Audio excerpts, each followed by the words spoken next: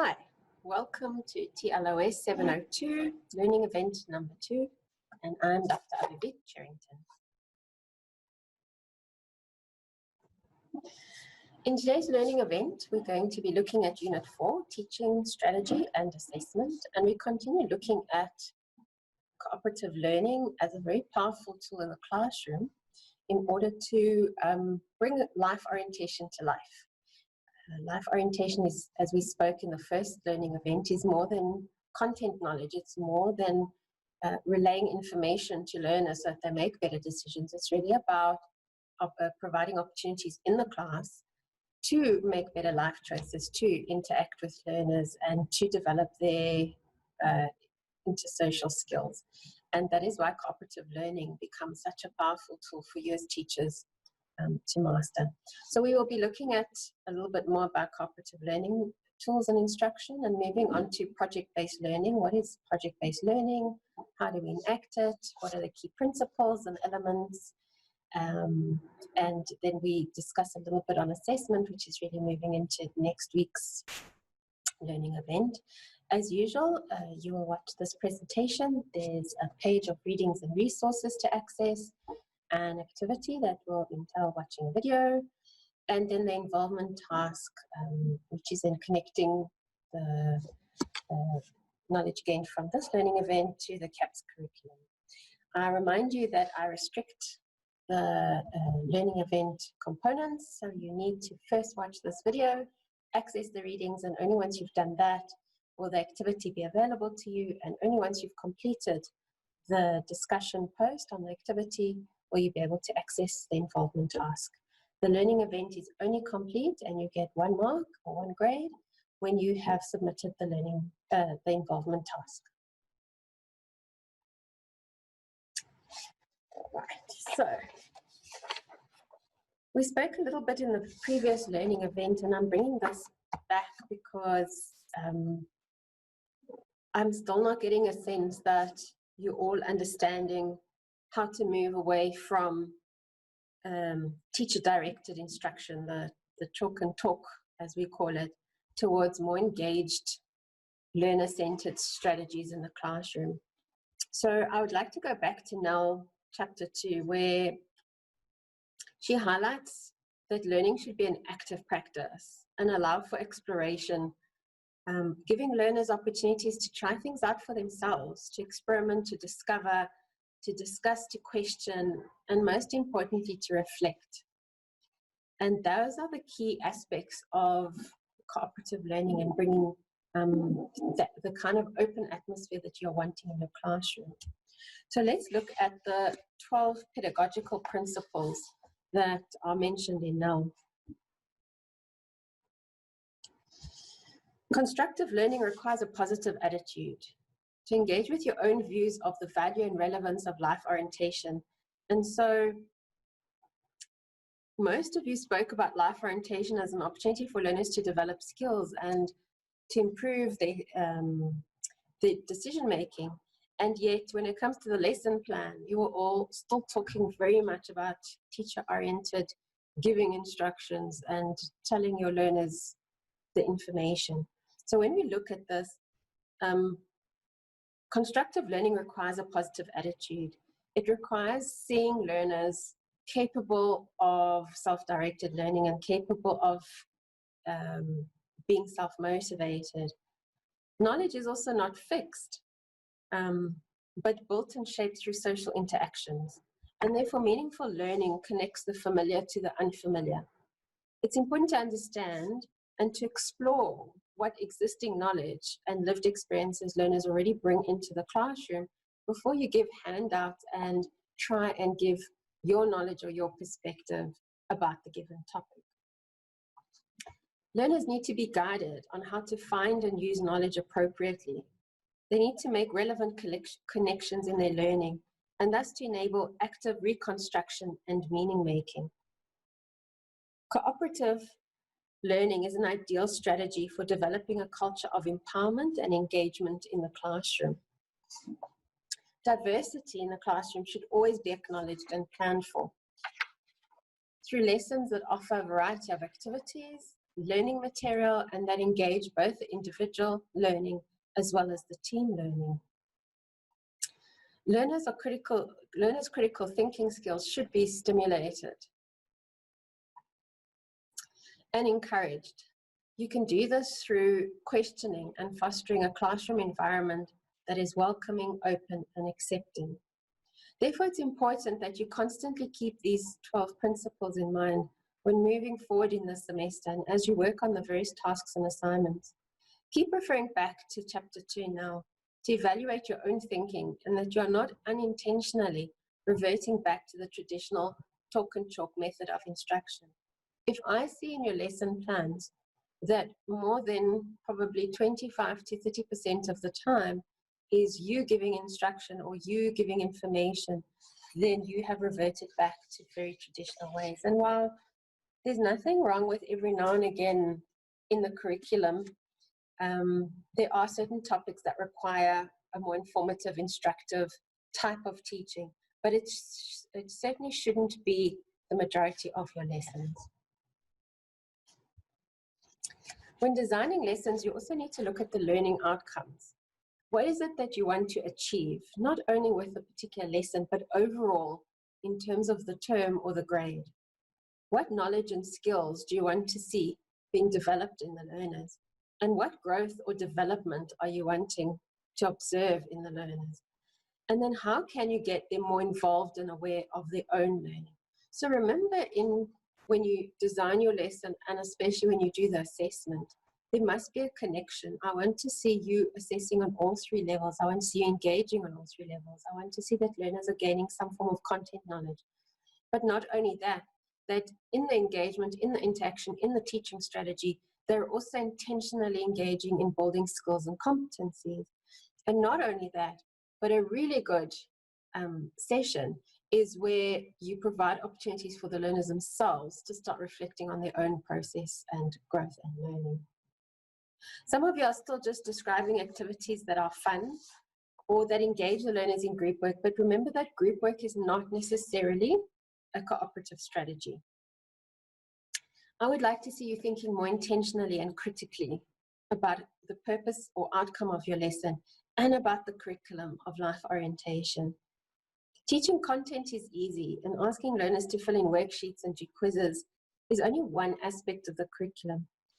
But the real value in life orientation, as you've all noted from last semester, is how to design a lesson that focuses primarily on tapping into and strengthening developmental skills. And how do you create trusting and open classroom cultures where learners feel comfortable and empowered to talk about the sensitive or controversial topics, where the learning really occurs. We know that more authentic, meaningful learning happens when a person explores or investigates on their own, rather than being given facts and information. We also know that new knowledge or learning needs to be consolidated or integrated into existing knowledge for development and higher order thinking to be evidence. And a good way to do both is to provide opportunities for discussion, for sharing, and for teaching what you have learned or what the learners have learned to others. There's a lovely web article by Robert Slavin about bringing accountability and motivation into learning. The link is there. He makes his point by telling a lovely story about 2 teachers who traveled to a workshop on effective teaching strategies. He notes, the speaker was so dynamic, her ideas were interesting, and everybody in the large audience enjoyed the speech. As the 2 teachers drove back to town where they lived, the driver talked excitedly about all the wonderful ideas that were shared, raised questions about how to put them into her own practice, and related them to things she'd read, heard, and experienced before. Almost reaching the destination, she realizes that her colleague has been fast asleep for most of the journey. Now, although both teachers undoubtedly learned from the presentation and gained valuable knowledge about the teaching strategies, yet we are probably thinking that the driver more than likely learned more, because after the lecture, she talked about it. She integrated these ideas into her own existing experiences and reflected on what was meaningful to her. Now imagine how much more she would have gained if her colleague was actually awake and participating fully in the conversation. If the two were able to share ideas and perspectives, offer agreements and disagreements on certain points, and by the time they reached the town, had collectively constructed new ideas. So while the idea of dialogue and sharing meaning making is usually quite obvious to us as teachers in understanding quality learning, traditionally we often tend to continuously fall back on the traditional teaching methods, where most of the lesson ends up of you as the teacher instructing, teaching, telling, whereas the learners are simply passively listening or just following instructions. If genuine discussion takes place at all, it's usually between the teacher and a learner or a group of learners, and very seldom does discussion occur between the learners themselves. So please go back to Nell, your prescribed book, and familiarize yourself with the sections below to make sure that you fully understand the nature and characteristics of cooperative learning in the classroom. I've also provided a link to Slavin's blog, which will be on the reading and resources page if you're interested to read more about his analogy of the two teachers driving. So what makes cooperative learning powerful, and why do I keep going on and on about this, right? Cooperative learning is not new. There has been many good studies unpacking what makes these strategies effective and how to best integrate cooperative strategies meaningfully into a set curriculum. There are two readings that I would like you to engage with for this learning event. The first is by Gillies, who provides an overview of key research findings on the effectiveness of cooperative teaching and learning. And the second is by Slavin again, on how to make such teaching strategies powerful, and thus helping you tap into maximum benefits and outcomes. Once again, when you read these two articles, I would like you to focus on the following. Don't get weighed down in any of the academic jargon, or you don't need to understand every single sentence. I want you to really get the general idea of you need to understand what makes a cooperative learning strategy so unique, and what are the elements and principles that need to be present when you're planning a cooperative learning event. So let's look at some of the 7 key elements for successful cooperative teaching and learning. You need to establish a state of positive goal interdependence. The group engagement and learning must be promoting coordinated actions and cohesiveness in the group. Learners realize that for the group to succeed, they rely on each other. The task cannot be achieved if they do not work interdependently, and that's very important because that is not necessarily all group work becomes cooperative learning. Each member is individually accountable for contributing to the group's success, and therefore learners are asked to accept responsibility for completing their work to the best of their ability, and also to motivate others to do the same. As the teacher, you must therefore structure the activities and the learning so that you are able not only to monitor the group's progress, but also to clearly identify each individual group member's contribution, which again should be showing you quite a significant difference from simply putting learners into a group to discuss a concept or an idea. Thirdly, cooperative learning is built on providing opportunities to foster interpersonal and small group skills while also learning content knowledge. Sufficient time must therefore be given for learners to practice and develop skills such as active listening, considering multiple perspectives, stating their ideas clearly, accepting responsibility, offering constructive critique, sharing resources, and taking turns as examples. These must be observable, and they must be taking place during the lesson, not as homework after school.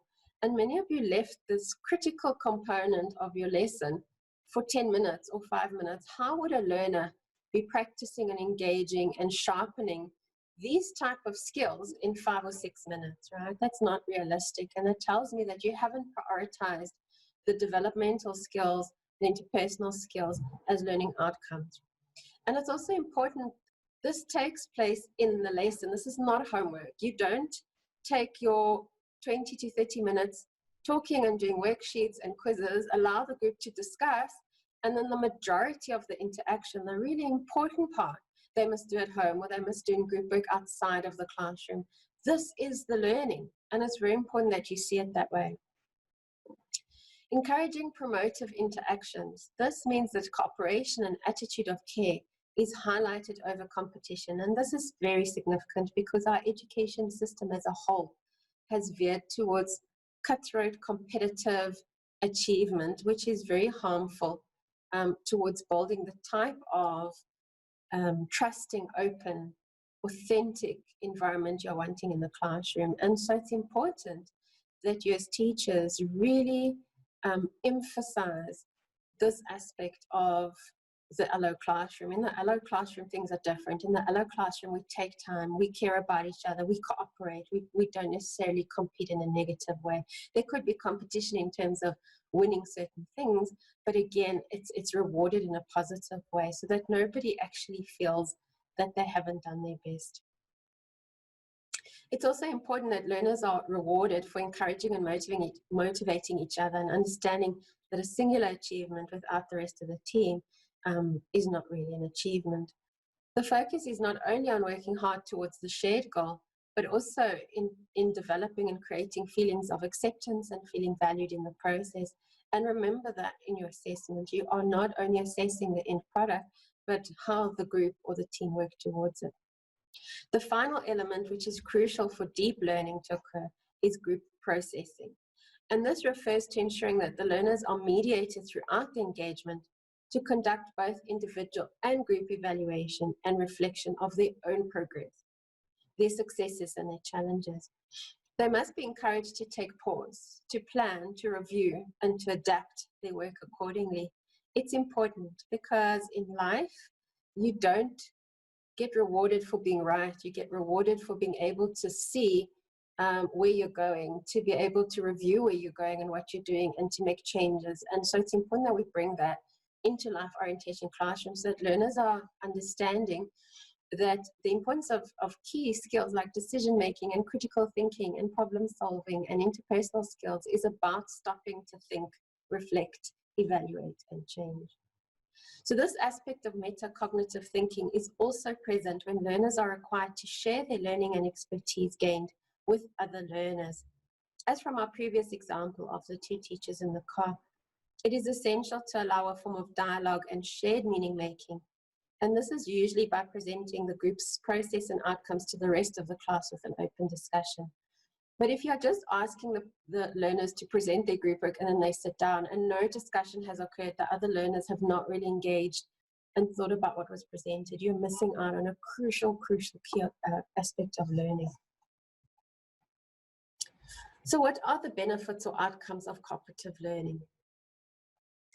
If these 7 elements are present and well integrated into your teaching strategy, then research shows that you can reap the benefits accrued from learners facilitating each other's learning, motivating underachieving fellow learners, improving personal attitudes and increased ability for perspective taking, and strengthened communication skills and confidence.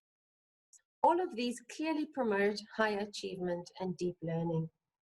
What I really want you to take away from this discussion so far, and from all of these readings about cooperative learning, is the important role of the learners being active in their own learning and the teachers taking a back step, but being very active in terms of facilitating and mediating and guiding rather than giving information or instructing. Teaching learners how to find information and how to think critically about what value the information has in terms of their own thinking is way more relevant than giving him or her worksheets with all the information already available and just asking them to match or to find the relevant word.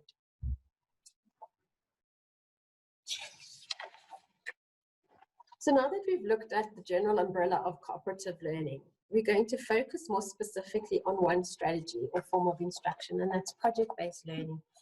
And I want you to pay attention here because this is what your first assignment is basically going to be about, is to design both teaching plan as well as an assessment strategy for project-based learning in the CAPS LO curriculum.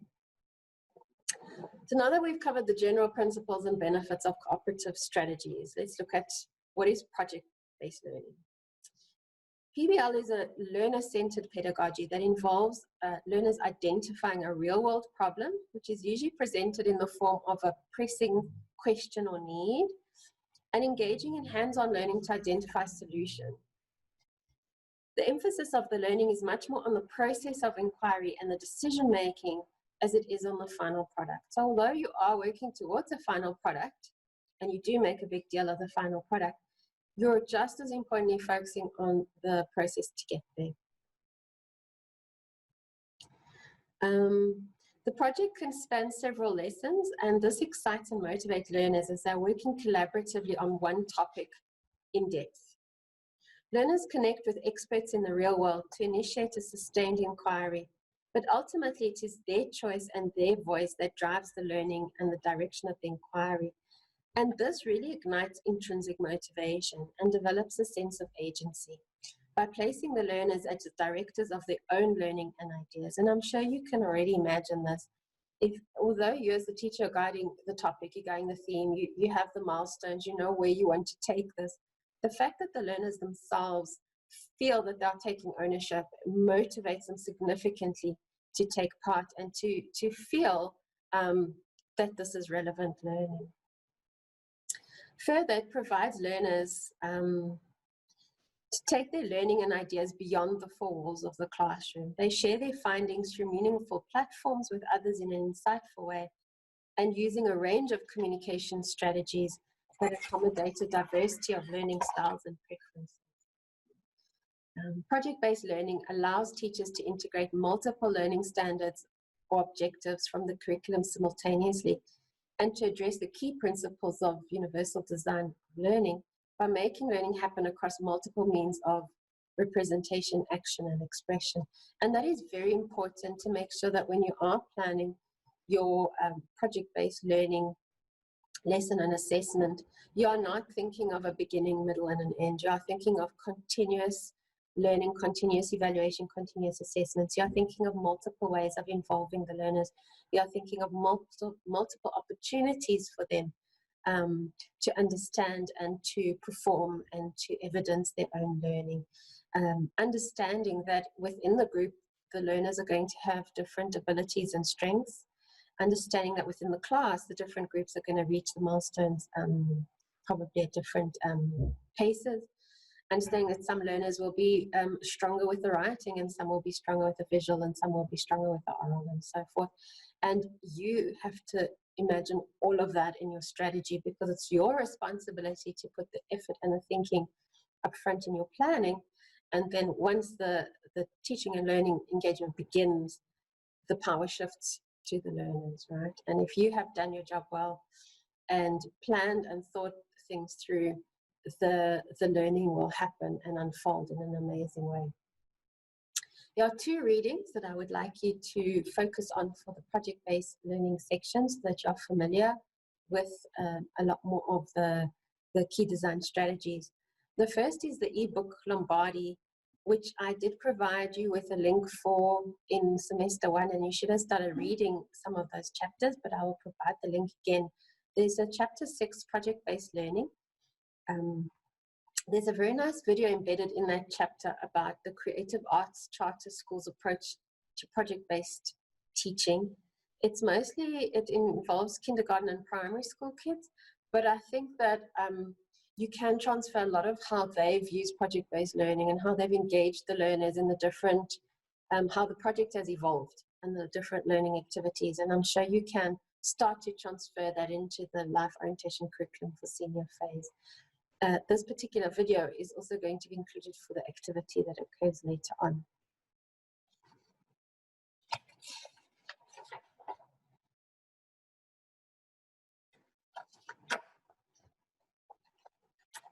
So the final resource or ideas that I want to cover in terms of project-based learning is it's very important for you to differentiate between problem-based and project-based learning. And I think you have touched a little bit on problem-based learning for those of you who've done teaching for life orientation for the FET.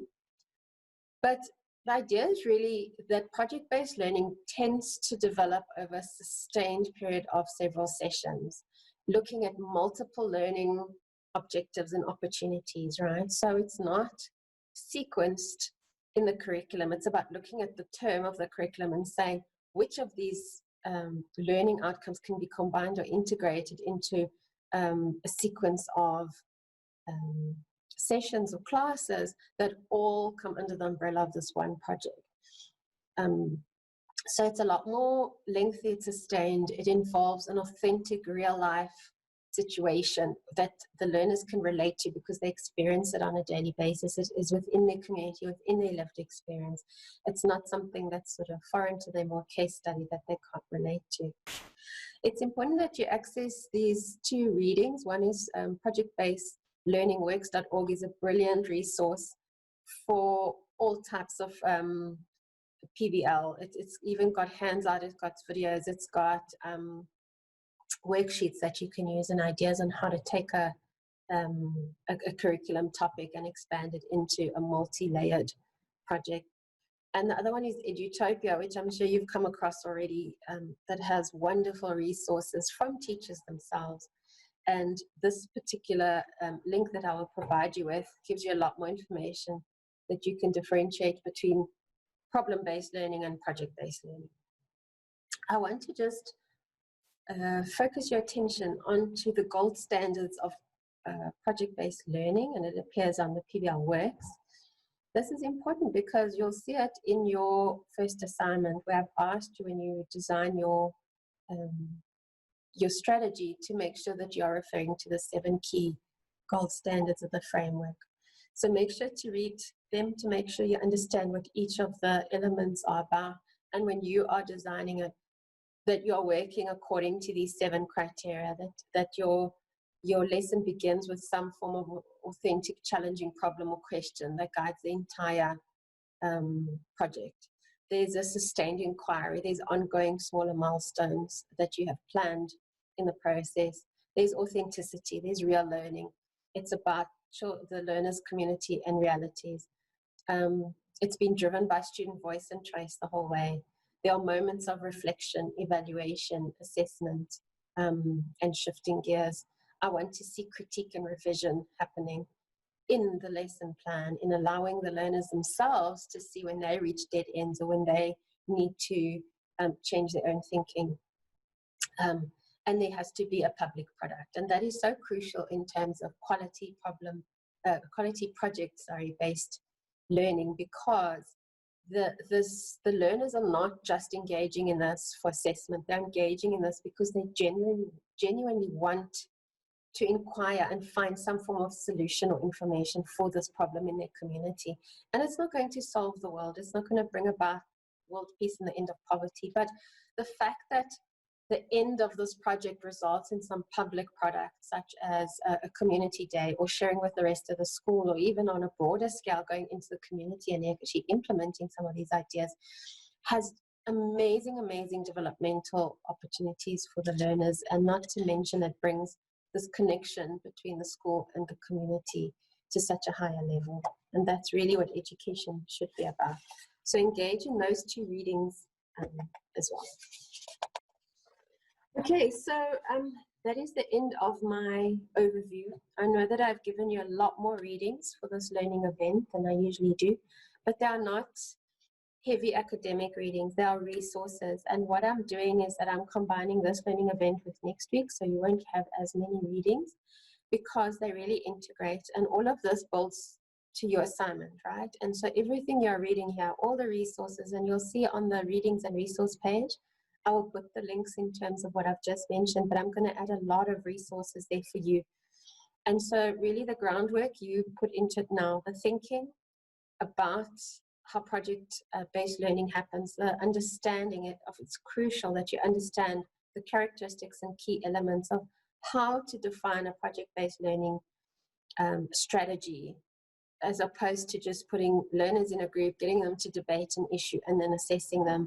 You're not going to get the marks for that, because then I'm not seeing that you've understood what makes a project-based learning concept or strategy so powerful, and I want to see that in your assignments. So the activity is 3 videos. The first I mentioned is in chapter 6 of Lombardi. The second one is on on a page called The Cult of Pedagogy, and the third one is on Edutopia. It provides a really brilliant example. It's a primary school, but it's a brilliant example of how a teacher has taken the concept of how do plastics influence our marine ecosystem. And it shows you how he's taken it from the very first day of the guiding question all the way to the end product, which was actually a video the learners produced for the municipality to educate about recycling waste and how plastic affects the marine world. I want you to watch all three videos. They're very short. They're 6 to 10 minutes each. And when you're watching the videos, pay attention to the three things on the slide, right? I want you to start thinking about how are these educators linking the outcomes, because they very clearly state in all three videos what the outcomes are that they wanted to see from the project. And you'll see that very few of them is just content-based. They also mention a lot of other developmental ones. So have a look at how they've combined the learning outcomes that they need to achieve with this extended, sustained lesson plan. The second thing is have a look at how they've scaffolded the learning process. It occurs over multiple lessons. There's little milestones. There's a step-by-step process where, although the teacher is very much aware of where he or she wants to go, the learners are focusing on small projects and small teamwork activities that then become what is the next step. And so by the time they have to work on the bigger final product, the confidence is up, the teamwork is going, the skills are there. And the third thing is pay attention to the teacher's role. Where is the teacher? What is he or she doing? How are they involved? How are they guiding the critical thinking? And so forth, right? So those are the three things that I really want you to notice from the video. You don't need to keep pausing them and making notes. Just be aware of those key three things.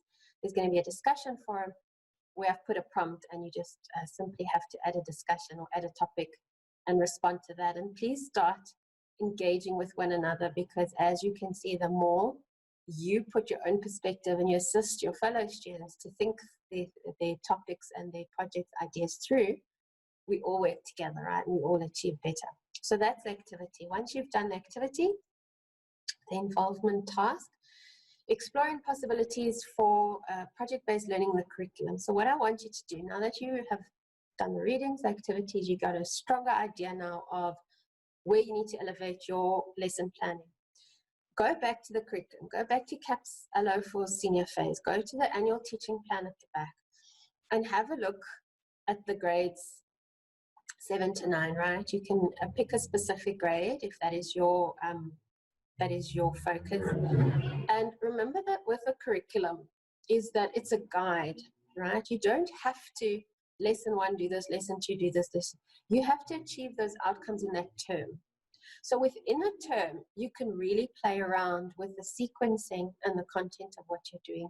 So start to think in terms of integration rather than sequencing. Look at each of the terms and see where you want to position yourself. Identify a topic or topics in a specific term and have a look at those learning outcomes.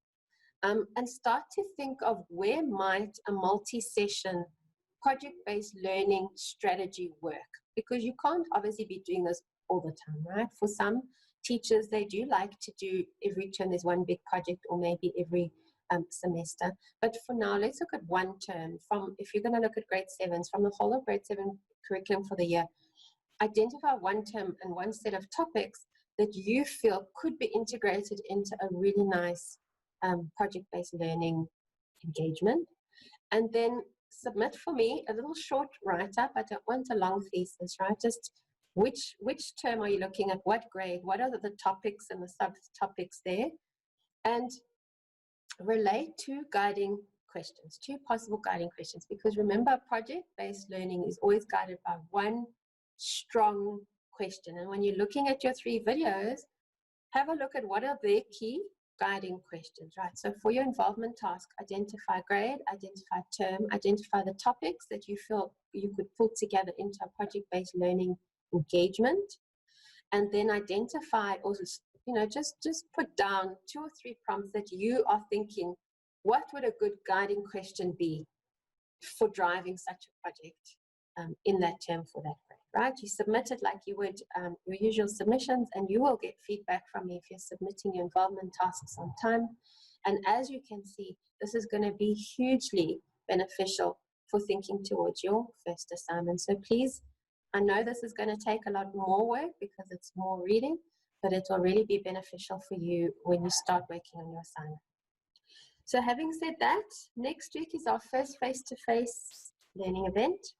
I've been given the slot Tuesday, the 18th, 6:15 to 7. I really do hope that you can all join. As I've said before, I'm making them very interactive, and what we're going to look at is the assessment strategies for project-based learning, which is the second part of your assignment 1.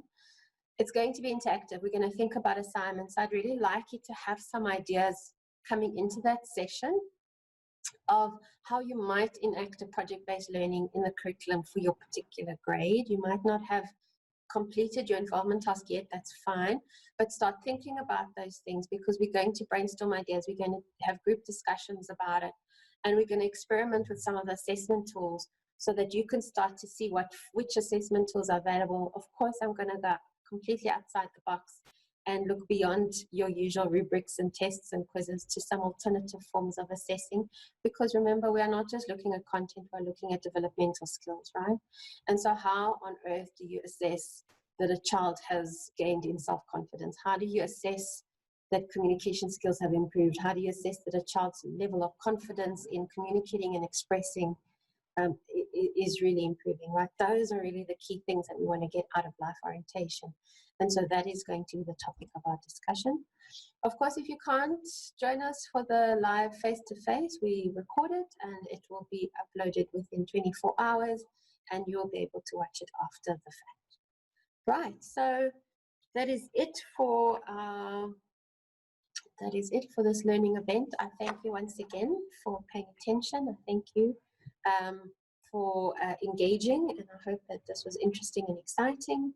And as always, keep well and stay safe. And for me, thank you. Bye.